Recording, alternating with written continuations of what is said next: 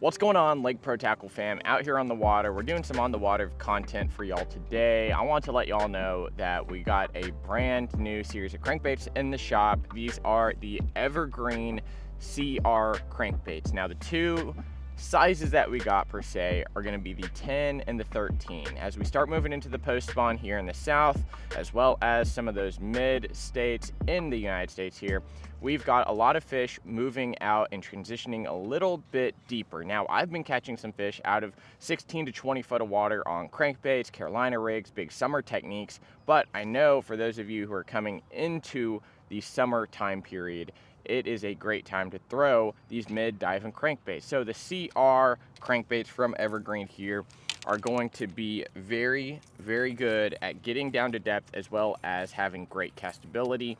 I love the profile. This is a little bit longer profile than your average square bill, than your average, let's say, any other crankbait on the market, like even something like a Rapala, wherever I threw my other Rapalas here. This is a DT8 here, and this is a CR10. You can see the body difference. This is a little, I'm not gonna say less bait fish profile, but this guy right here is gonna have a little more full body. And what's really neat about this crankbait, the action is very, very unique. It uses a very, I'm gonna call it Japanese-esque action on it. It doesn't have a ton of rattles in it. It has a single knocker for castability. And when that bait's working side to side like this, it is actually slowly, not slowly, but it's knocking side to side, creating a low pitch, and it's not a high frequency.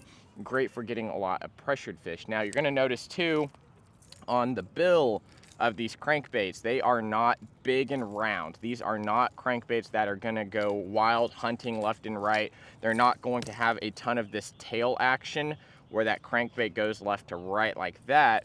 This bait here, as it planes through the water, as I'm cranking it down, it's gonna get down quick. First of all, it's a very similar build to something like the Megabass series of Deep X crankbaits, as well as the Deep Sixes, where it's a longer skinny bill.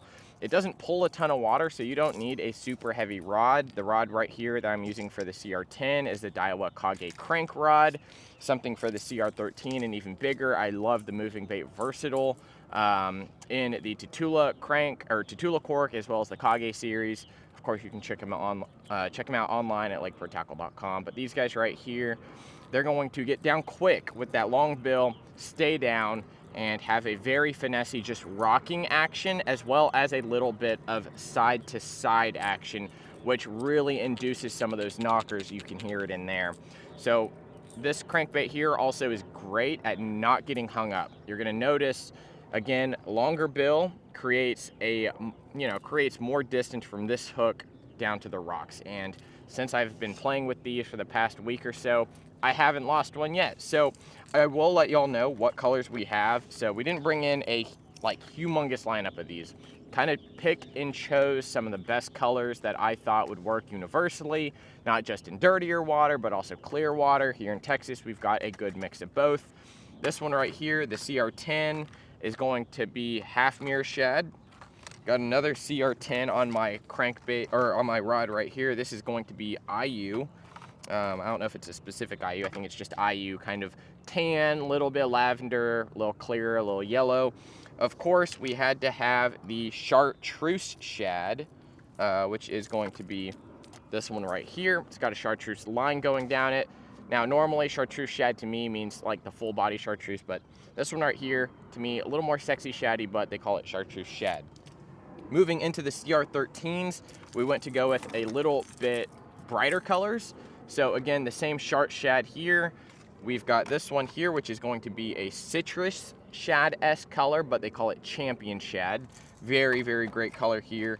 And then Ghost Wakasaki, which is on my crankbait rod right here. So this is Ghost Wakasaki, very similar to one of Lucky Craft's staple colors there. Of course, they do come with very, very good stock hooks. I use a mix of a good limber rod with a little bit of backbone. These hooks here are rated, I'm gonna say, a little heavier than I think they need to be. Of course, if you want to change your hooks out, the spear hooks are wonderful from BKK, Spear 71s, as well as hyper latches. Of course, all the gear you can check out on lakeprotackle.com. The Tatula 100 SVTW has been amazing. And of course, the staple Corrado 70 MGL has been great for the 10, DT series, 10 and down, stuff like that. So if you're wondering about the Kage series as well, make sure to hit me up in the DMs on Instagram, Facebook, or shoot me an email, info@lakeprotackle.